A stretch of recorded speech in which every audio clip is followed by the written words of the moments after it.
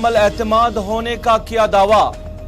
कहा अगर रायशुमारी की जाए तो एलजी इंतजामिया पर 80% लोगों का होगा एतमाद। अलबत्ता उन लोगों को परेशानी जरूर होगी जिन्होंने सरकारी खजानों पर नजर रखी थी।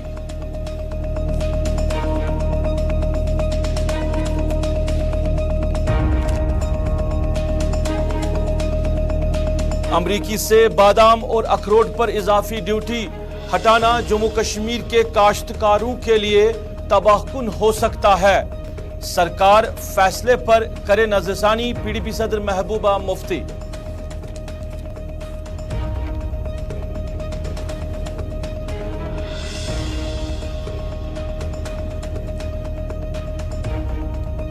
अगर एलजी अभी भी जम्मू कश्मीर को हिंदुस्तान का अटूट हिस्सा नहीं समझते हैं तो ये मरकज और बीजेपी की सबसे बड़ी नाकामी है।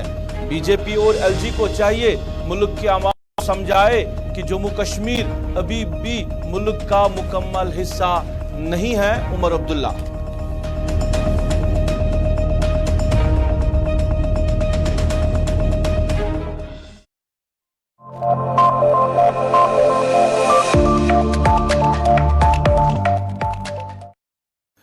बिस्मिल्लाहिर्रहमानिर्रहीम, अस्सलाम वालेकुम नाज़रीन, आप स्पेशल रिपोर्ट देख रहे हैं गुलिस्तान के श्रीनगर स्टूडियो से बराह रास्त अपने मेजबान सईद रऊफ फारूकी के साथ। नाज़रीन, स्पेशल रिपोर्ट में कुछ अहम खबरें आया चाहती है, लेकिन बुलेटिन का आगाज करेंगे लेफ्टिनेंट गवर्नर मनोज सिन्हा से। लेफ्टिनेंट गवर्नर मनोज सिन्हा आज श्रीनगर के SKICC में Jammu Kashmir financial accountant society की एक तकरीब पर मौजूद रहे, जहां पर उन्होंने खिताब करते हुए कहा, एलजी मनोज सिन्हा ने कहा कि मौजूदा इंतजामिया पर मुकम्मल एतमाद है। उन्होंने कहा अगर मौजूदा वक्त में जम्मू कश्मीर के अंदर रायशुमारी की जाए तो एलजी इंतजामिया पर 80% जम्मू कश्मीर के लोग एतमाद करेंगे। उन्होंने कहा मगर परेशानी उन लोगों को है जिनकी नजरें हमेशा सरकारी खजानों पर रही है। एलजी ने कहा कि जम्मू कश्मीर के अंदर डेवलपमेंट हो रही है, तामीर और तरक्की हो रही है और मौजूदा हुकूमत से, मौजूदा इंतजामिया से लोग खुश हैं क्योंकि लोगों के मसाइल हल हो रहे हैं और जो तामीर व तरक्की यहाँ अभी नहीं हुई थी जिसके लिए लोग तरस रहे थे, मौजूदा निज़ाम में वो तामीर व तरक्की हुई है। 80% लोग जो है वो मौजूदा निज़ाम से खुश है, मगर मुश्किलात उन लोगों को है, प्रॉब्लम उन लोगों को है जिन्होंने हमेशा अपनी नजरें रखी है सरकारी खजानों पर।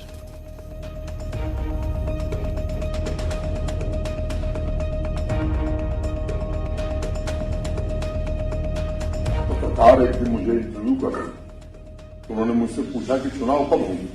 मैंने कहा भाई इसके लिए भारत में एक संवैधानिक व्यवस्था है, चुनाव आयोग तय करेगा कि चुनाव कब होंगे।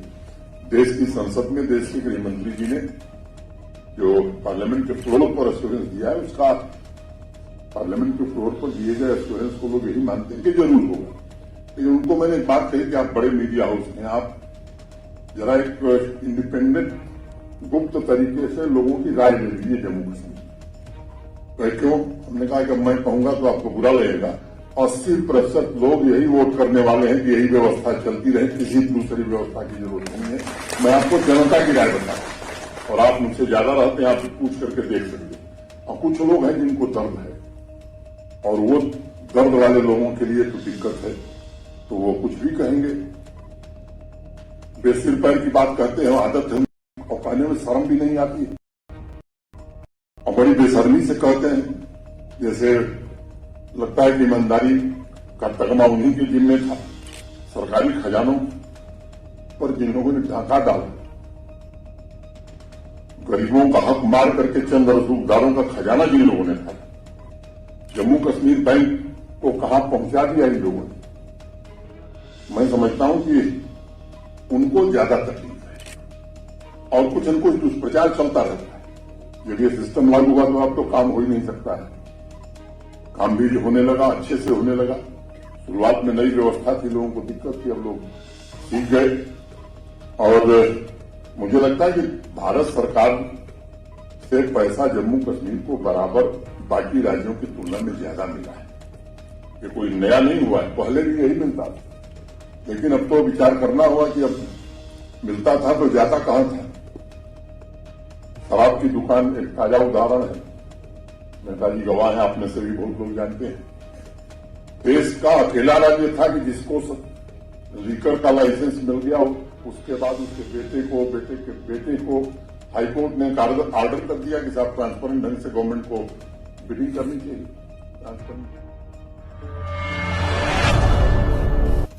मरकजी सरकार ने अमेरिका से जो मेवा आ रहा है यानी सेब, अखरोट और बादाम पर जो एडिशनल ड्यूटीज होती है यानी जो इजाफी चार्जेस होते हैं उनको खत्म कर दिया है।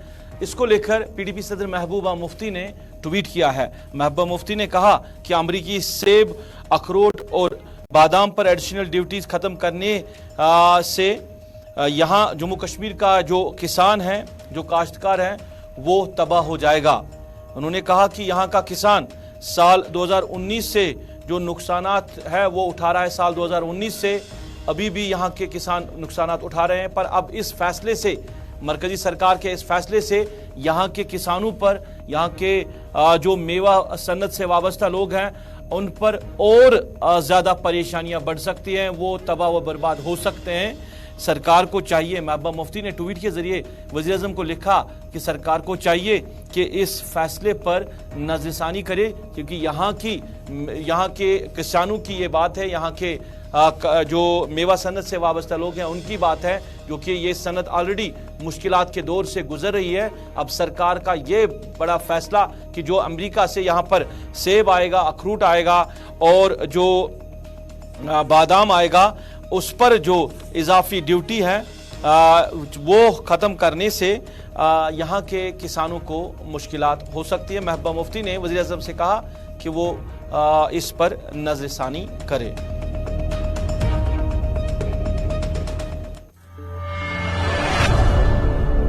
इधर उमर अब्दुल्ला ने भी इस मामले पर बात की। गुलिस्तान न्यूज के साथ उमर अब्दुल्ला ने बात करते हुए कहा कि सरकार के इस फैसले पर हैरत है।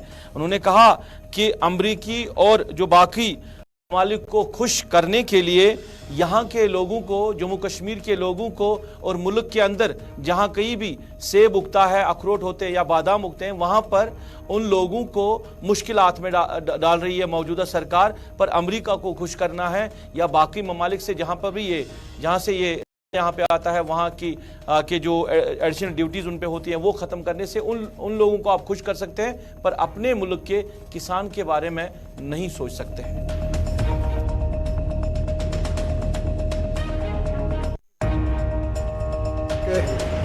अमेरिकनों को और बाकी मुल्कों के लोगों को खुश करने के लिए यहाँ के लोगों को तकलीफ में डालने का क्या मतलब। हम तो सोच रहे थे कि हमारी मरकज़ की हुकूमत पहले यहाँ के लोगों के बारे में सोचे। अच्छा, यहाँ के लोगों के बारे में नहीं सोचना है तो कम से कम उत्तराखंड और हिमाचल के लोगों के बारे में सोचो। लेकिन जम्मू कश्मीर, उत्तराखंड, हिमाचल सबों को डुबो के रखा हुआ है। हमें बाहर के सेब नहीं चाहिए, हमारे अपने सेब ठीक है। हमें बाहर के अखरोट बादाम भी नहीं चाहिए, हमारी अपनी पैदावार ही ठीक है। अब इन बाकी बाहर के मुल्कों से ताली बजवाने के लिए यहाँ के लोगों को तकलीफ में डालने की ज़रूरत नहीं है।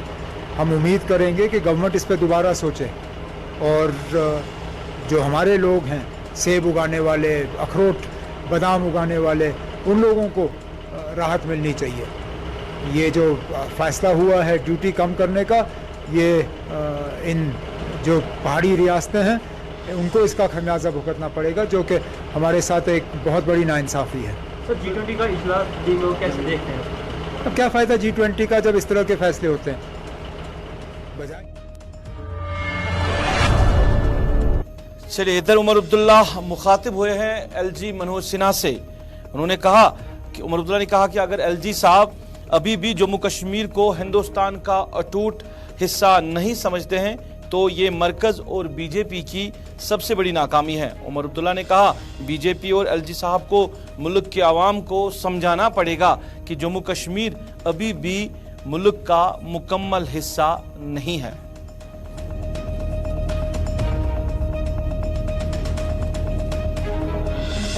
तो हम अभी मान के चलें कि अभी जम्मू कश्मीर हिंदुस्तान का अटूट नहीं है, तो फिर क्या कमजोर है बताएं।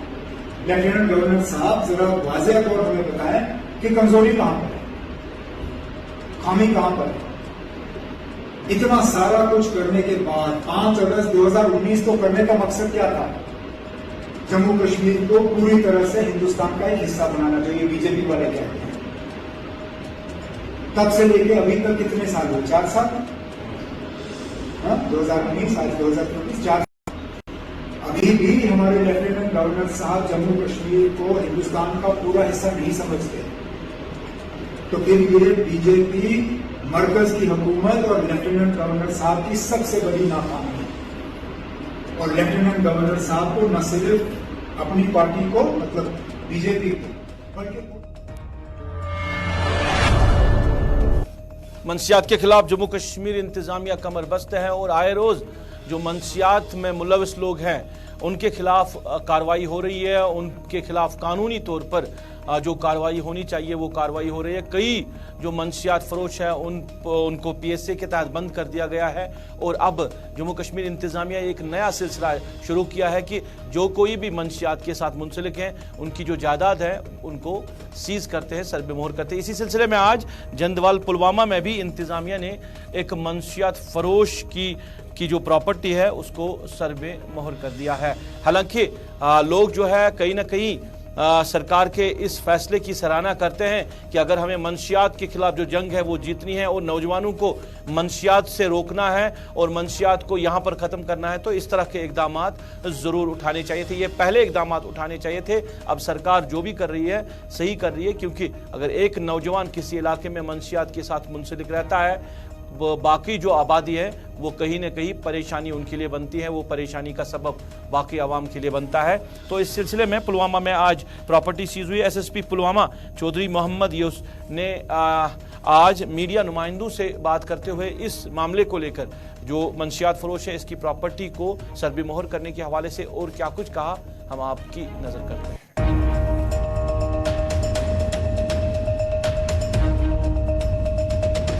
राजपुरा ने एक नोटोरियस जो ड्रग पेडलर है पुलवामा का, उसके खिलाफ कार्रवाई करते हुए उसकी एक प्रॉपर्टी को आइडेंटिफाई किया था। जो उसने वो प्रॉपर्टी जो है वो इलिसिट ड्रग्स की बिजनेस से जो एक्वायर की थी, उस प्रॉपर्टी को जो है आइडेंटिफाई करने के बाद आज लीगली उसको हमने अटैच कर दिया गया। और जो है मज़ीद ड्यूरिंग करंट ईयर हमने 6 नोटोरियस जो ड्रग पेडलर्स हैं उनको पिट NDPS के तहत जो है बुक किया हुआ है, जो अभी मुख्तलिफ जेलों में बंद हैं। उसके अलावा 129 जो लोगों को मुख्तलिफ FIRs में बंद किया गया और उनसे जो है कॉन्ट्राबैंड सब्सटेंस एंड ड्रग्स जो रिकवर किए वक्तन फ़वक्तन। हमारा जो है ये कार्रवाई और जो है सिमिलर टाइप की कार्रवाई जो है जारी रहेंगी। बिल्कुल 0 टॉलरेंस रहेगा ड्रग्स पे।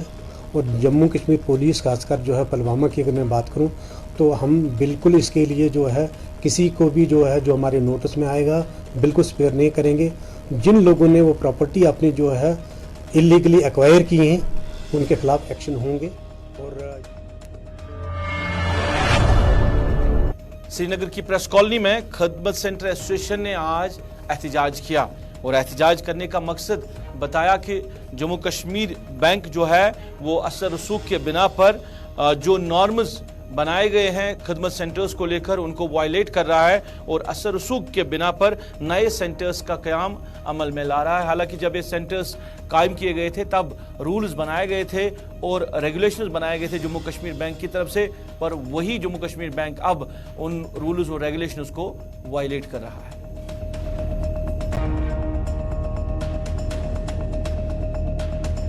हमारी BC रोल आउट जो एक सिंपैथेटिक कंसेशन होती है हर एक को 14 साल देने के बाद भी हमने आज तक जो भी JK बैंक की तरफ से स्कीम्स आई वो हमने बिल्कुल इम्प्लीमेंट की है।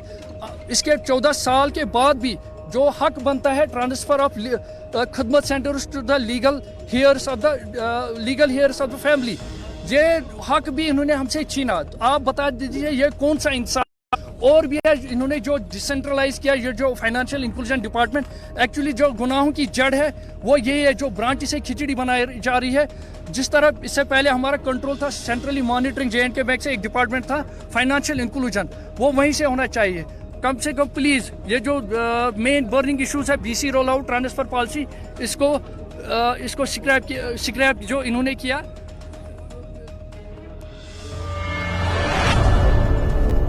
इधर शाहबुग बडगाम के लोगों ने महकमे सेहत के खिलाफ नाराजगी का इजहार किया है। लोगों का कहना है कि मेडिकल ब्लॉक शाहबुग में महकमे सेहत ने 82,000 आबादी के लिए सिर्फ एक नर्स तैनात रखी है, जिसकी वजह से बीमारों को काफ़ी ज़्यादा मुश्किलात हो रही हैं। और ये शिकायत सिर्फ शाहबुग की नहीं है, बल्कि मुख्तलिफ इलाकों से इस तरह की शिकायतें आ रही हैं कि जहाँ पे हस्पताल तामीर किए गए हैं, जहाँ पे पैरामेडिकल सेंटर्स तामीर किए गए हैं, वहाँ पर स्टाफ अवेलेबल पूरी तरह नहीं रहता है। कहीं पर एक्सरे टेक्नीशियन अवेलेबल नहीं है, तो कहीं डॉक्टर अवेलेबल नहीं है, कहीं पर नर्स और कहीं पर बाकी जो स्टाफ होना चाहिए था लाजमी तौर पर, वो अवेलेबल नहीं रखा गया है, जिसकी वजह से आबादी को या बीमारों को मुश्किलात हो रही है और मुश्किलातों का सामना करना पड़ रहा है।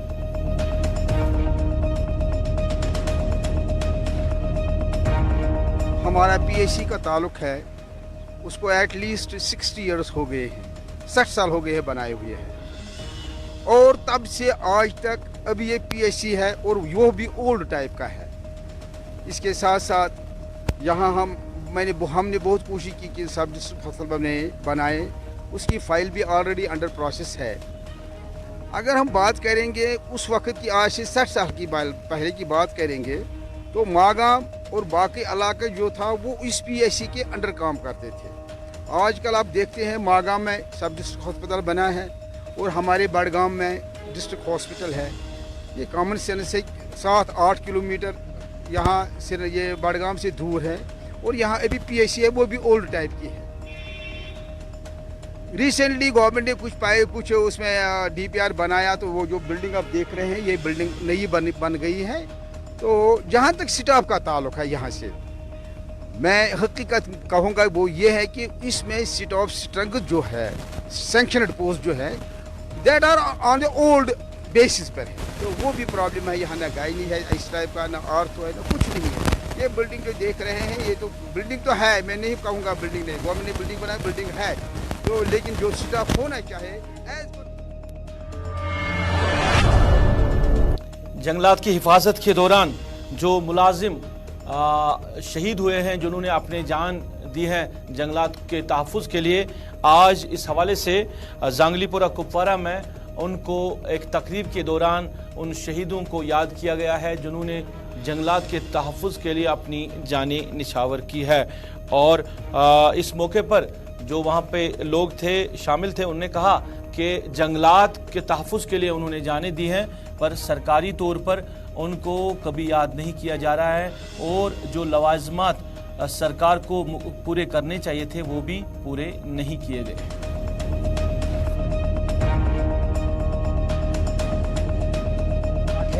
कि महाराजा अभी सिंह ने एक जगह पर जंगल में क्लियर फेलिंग का ऑर्डर दे दिया, तो वहाँ पर हम उसको खराज इक़्क़दत पेश करते हैं और salute to that lady Amrita Devi, जिसने जान फिशानी से अपने आप को पेश किया और इस सबसोनी को बचाने में अपना अहम रोल किया। हमारे उस वक्त 160 जवान शहीद हो गए फॉरेस्ट के, और सिविलियंस भी उसमें कुछ आ गए, लेकिन जंगल को काटने नहीं दिया। उसके साथ साथ यहाँ पर 11 सितंबर जो हमारे यहाँ पर शहीद हुए हैं, कुपवारा डिस्ट्रिक्ट की बात करेंगे, हम बारामूला डिस्ट्रिक्ट की बात करेंगे।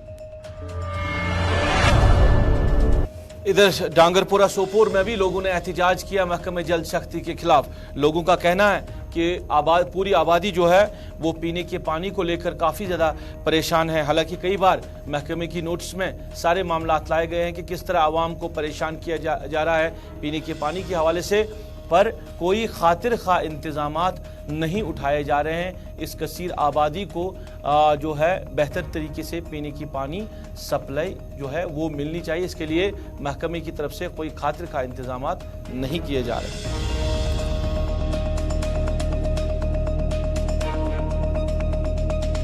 ये बनपोरा है, पूरा गाँव 3200 चूल्हे पर मुश्तमिल है, तो लगभग कम से कम यहाँ 25,000 की आबादी है।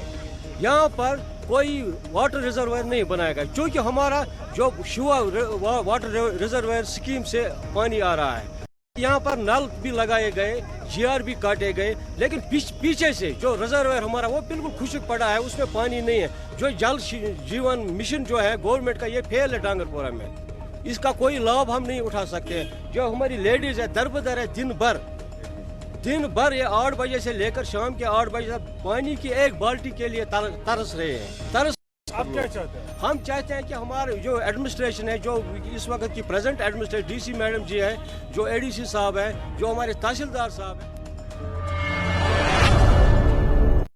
नगर के अंदर कुछ वक्त पहले इंतजामिया ने ई-रिक्शा जो है वो मुतारिफ किया ताकि जो लोग हैं आसानी हो, थोड़ी बहुत दूर जाने में भी उनको आसानी हो। और इस हवाले से बाज़ाब्ता तौर पर जो है गाइडलाइंस बनाई गई थी, उनको बाज़ाब्ता तौर पर रूट दिए गए कि किन किन रूटों पर ये जो रिक्शा वाले हैं ये चल सकते हैं।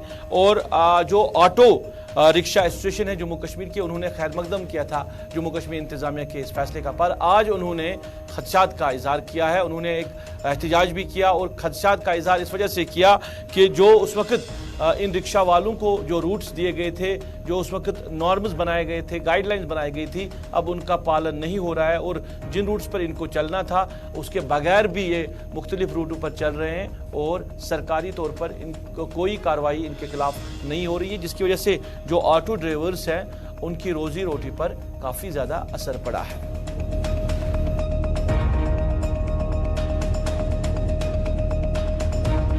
से वो तो आपको पता ही होगा, हमारी जो ई-रिक्शा गवर्नमेंट ने यहाँ पॉलिसी लाई ई-रिक्शा की, हमने उनका वेलकम किया यहाँ पूरा।